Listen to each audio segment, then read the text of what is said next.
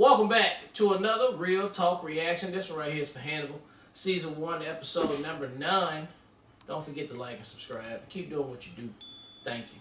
Alright, just one comment from the last episode from Christian who says, "Great call, J Rabbit. Hannibal was being very manipulative with his therapist in the final scene, pretending that the attack he staged in his office was the same as the trauma she went through in the hopes of connecting with her as a friend and perhaps also encourage her to unretire.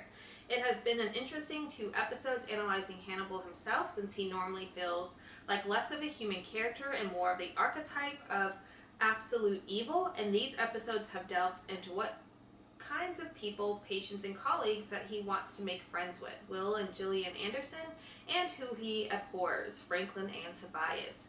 Is it that he wants someone to like him who is actually a good person? Is it that they come on too strong?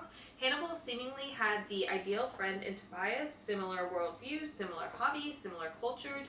He knew Hannibal's secrets and was willing to keep them, knew Hannibal's true self and accepted him, yet the thing that happened right before Hannibal killed Franklin, and I think triggered it, was Tobias saying, 'I'm not alone,' presumably speaking to having Hannibal on his side.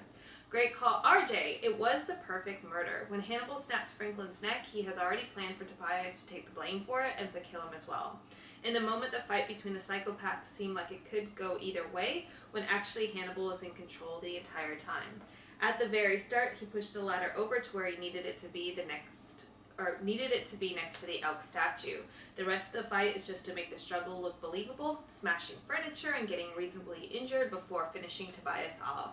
And knocking over the statue holder so it looks like they were accidentally thrown into the heavy object, and Hannibal killed him in self-defense by a slim chance. Yep. Great comment, Christian.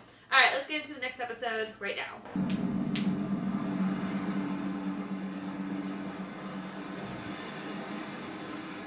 Ooh, baby.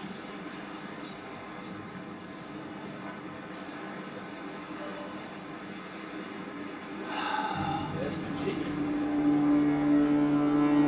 Oh my god. That's a human totem pole, yeah. Oh god. That's got one person can't do that. World's sickest jigsaw puzzle. Yeah, but where are the corners? My mom always said, start a jigsaw with the corners. The heads are the corners, I guess? You got too many corners. 7 graves, way too many heads. This gave me goosebumps. It's freaking me The out. head piece appears to be the only recent victim. The others are years, even decades old. And we know that 7 of the bodies were buried out here. Whoever dug them up knew exactly where they were buried. I guess it wasn't enough for him to kill them once. He had to come back and defile his victims. These graves weren't desecrated, Jack. They were exposed.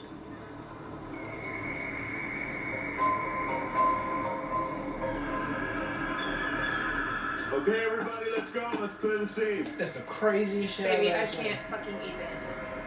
I don't think that has ever happened.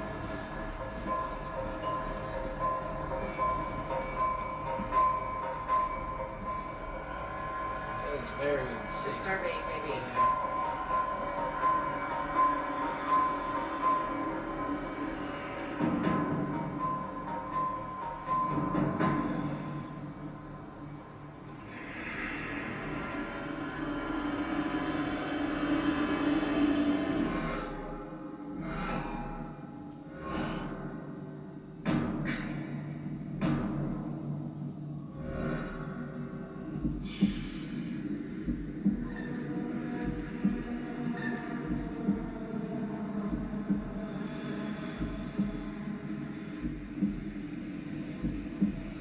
I planned this moment, this monument, with precision. Collected all my raw materials in advance.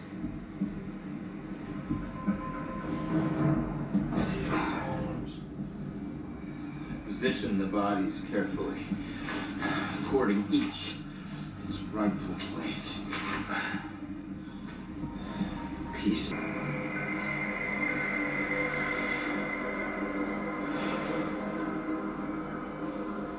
How many bodies? We got 17 in total. Any others cares to tell?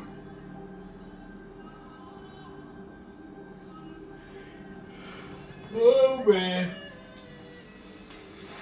He done did it now.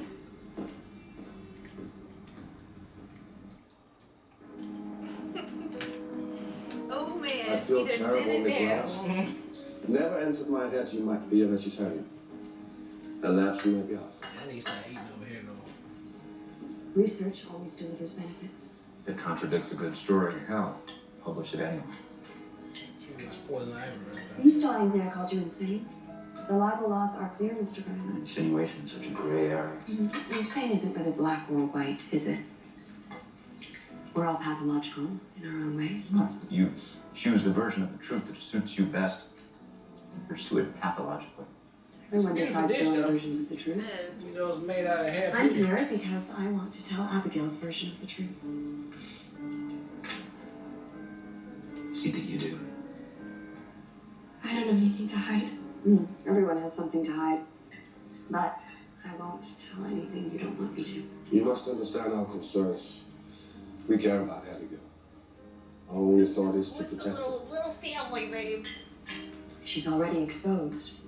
Her silence until now has been taken as guilt. This book is about her innocence. I want Abigail to have a future. That's what we all want. Well, we all want what's best for Abigail. This is possibly the finest salad I've ever eaten in my life. Shame to ruin it with all that meat. You'll be happy you're a vegetarian. Will knows, doesn't he? He knows you killed Nicholas Bond. Ain't Yes? nothing veggie about a human body. It is. You can't take nothing off of there and call it salad. What am I gonna do? You will keep us secret. You don't know that. He will keep it because otherwise the one good thing in his life is tainted. And he will lie to Jack Crawford about you. Just as he has lied to himself. You're free, Abigail. No one will know what you did.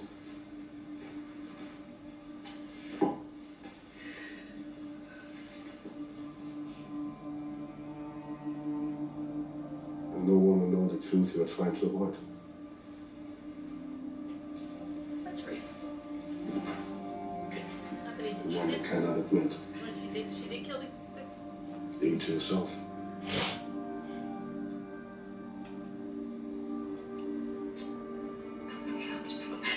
Oh shit. You can't hear. I helped him. I knew what my father was. I knew what he did. I knew.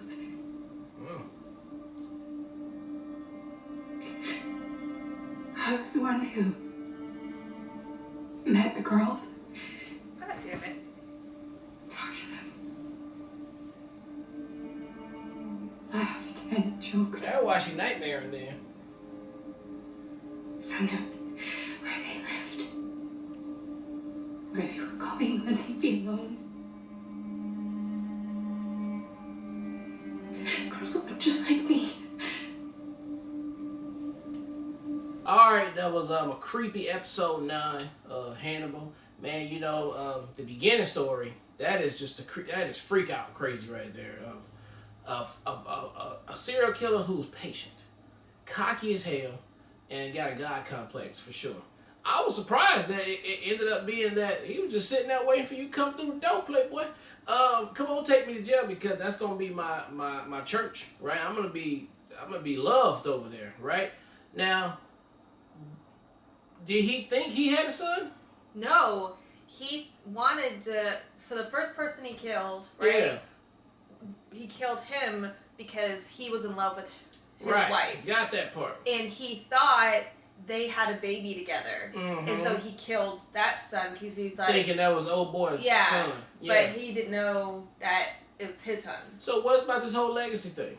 The legacy is the totem pole. Okay, that's his legacy, right? But he ain't got nobody to tell it to, which is what Will was trying to tell him. They were basically just like, you fucking idiot. Yeah. Your real legacy would have been your son. Oh, true. Okay, that's why I'm like, does it even matter if you still go to jail anyway? Yeah, his real legacy would have been I actually had a blood, and you did that to yourself. So again, you get how you live, part 1, and then part 2 is Abigail. I was wondering how come every episode now, since the thing happened, we've been seeing her face on the show? Like, I thought we were going to be done with her, but I see now while we was holding it off up until now, to find out the ultimate truth, that, Lawrence Fishburne's right.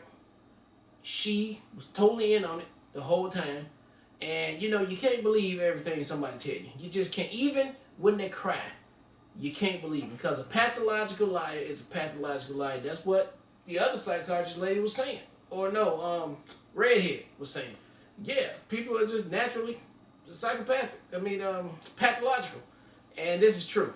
And so I wasn't thinking she had anything to do with what her dad did. But here we go. She admit the whole thing, and then they just to show you that it is true. Here go a flashback of the last girl that we did. That's the rundown. The first girl. That's how it goes. So now she get it how she lived, part 2. And so I don't know how I feel that Will and Hannibal got some kind of murder pact now that they both know a secret. That's just not right. You know, if he's trying to be on a good team. To do it, but I mean, I guess it'll all shake out in the end right there. But a complex episode right here, still very good and thrilling. On to the next, but good job on both the storylines on there. So the opening sequence with the reveal of this episode's killer creeped me out. Like, I was like in goosebumps for like the worst reasons possible. Like, that really like creeped me out, and like I had like a visceral reaction to it because it was just so disturbing. So kudos to the writers for taking it all the way there.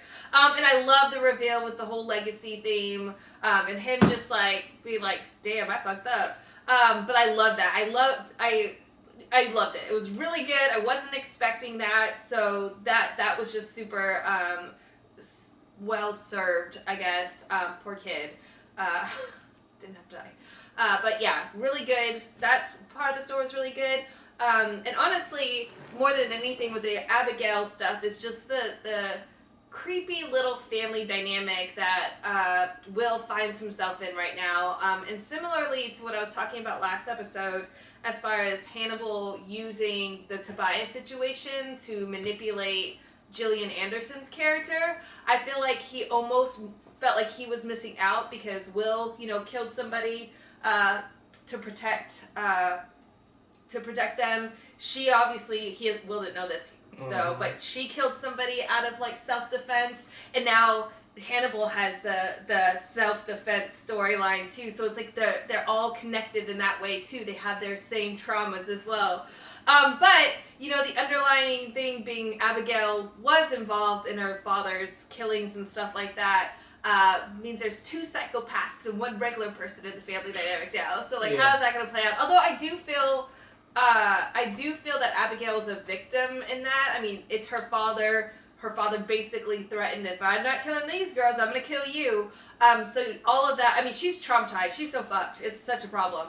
And having, Hannibal there to, like, nurture that potential side of her is really scary. Yeah. So really great episode, though. I totally agree. Both storylines worked so well. And very much looking forward to seeing where it goes from here. I would say, though, that old man robbed all those graves and lifted up that big-ass log.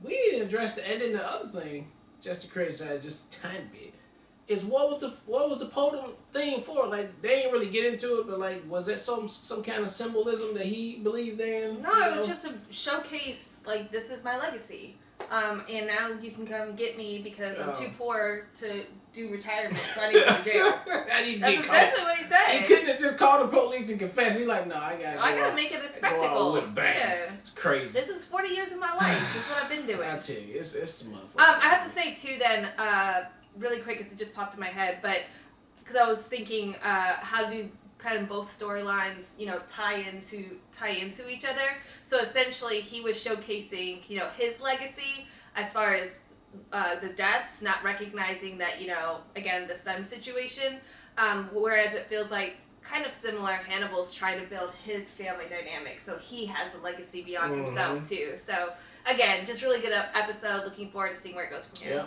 All right, well, look, thank you guys again for watching another Real Talk reaction for Hannibal Season 1, Episode 9, and until next time, peace.